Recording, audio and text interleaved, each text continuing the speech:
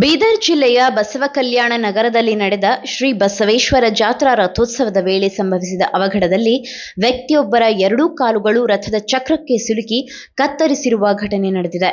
ಘಟನೆಯಲ್ಲಿ ಇನ್ನಿಬ್ಬರು ಗಂಭೀರವಾಗಿ ಗಾಯಗೊಂಡಿದ್ದಾರೆ. ಸ್ಥಳೀಯ ಮೂಲಗಳ ಪ್ರಕಾರ ಬಸವೇಶ್ವರ ಜಾತ್ರಾ ರಥೋತ್ಸವದ ಸಂದರ್ಭದಲ್ಲಿ ಲಕ್ಷಾಂತರ ಭಕ್ತರು ತೇರು ಮೈದಾನದಲ್ಲಿ ಜಮಾಯಿಸಿದ್ದರು. ಈ ವೇಳೆ ರಥವನ್ನ ಎಳೆಯುವ ಸಂದರ್ಭ ಏಕಾಏಕಿ ನೂಕಾಟ ತಳ್ಳಾಟ ಉಂಟಾಗಿ ರಥ ನಿಯಂತ್ರಣ ತಪ್ಪಿದ ಪರಿಣಾಮ ಈ ದುರ್ಘಟನೆ ಸಂಭವಿಸಿದೆ. ರಥದಡಿ ಸಿಲುಕಿದ ಧನರಾಜ್ ಎಂಬ ವ್ಯಕ್ತಿಯ ಎರಡೂ ಕಾಲುಗಳು ಗಂಭೀರವಾಗಿ ಗಾಯಗೊಂಡು ಕತ್ತರಿಸಿರುವುದಾಗಿ ತಿಳಿದುಬಂದಿದೆ. ಇನ್ನಿಬ್ಬರಲ್ಲಿ ಭೀಮಾಶಂಕರ್ ಎಂಬಾತನಿಗೆ ಸಣ್ಣ ಪುಟ್ಟ ಗಾಯಗಳಾಗಿದ್ದು ಮತ್ತೊಬ್ಬರು ಗಂಭೀರವಾಗಿ ಗಾಯಗೊಂಡಿದ್ದಾರೆ. ಘಟನೆಯ ನಂತರ ಸ್ಥಳದಲ್ಲಿ ಕೆಲಕಾಲ ಗೊಂದಲದ ಪರಿಸ್ಥಿತಿ ಉಂಟಾಗಿದ್ದು ತಕ್ಷಣವೇ ಗಾಯಾಳುಗಳನ್ನ ಬಸವಕಲ್ಯಾಣ ಸರ್ಕಾರಿ ಆಸ್ಪತ್ರೆಗೆ ದಾಖಲಿಸಲಾಗಿದೆ. ಗಂಭೀರವಾಗಿ ಗಾಯಗೊಂಡ ಒಬ್ಬರನ್ನ ಹೆಚ್ಚಿನ ಚಿಕಿತ್ಸೆಗಾಗಿ ಕಲಬುರಗಿ ಆಸ್ಪತ್ರೆಗೆ ರವಾನೆ ಮಾಡಲಾಗಿದೆ ಎಂದು ಆಸ್ಪತ್ರೆ ಮೂಲಗಳು ತಿಳಿಸಿದೆ.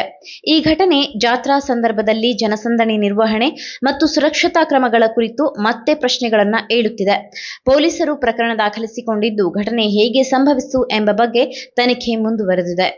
ನೀವು ಸಣ್ಣ ಆಗ್ಬೇಕಲ್ವಾ? ಅದು ಒಂದು ಉತ್ತಮ ಆಹಾರದಿಂದ ಸಣ್ಣ ಆಗ್ಬೇಕಲ್ವಾ? ಪ್ರತಿದಿನ ನಮ್ಮ ಜೀನಿ ಸ್ಲಿಮ್ ನ ಯೂಸ್ ಮಾಡಿ ಯಾವುದೇ ಸೈಡ್ ಎಫೆಕ್ಟ್ ಇಲ್ದಂಗೆ ನೀವು ಸಣ್ಣ ಆಗ್ತೀರಾ.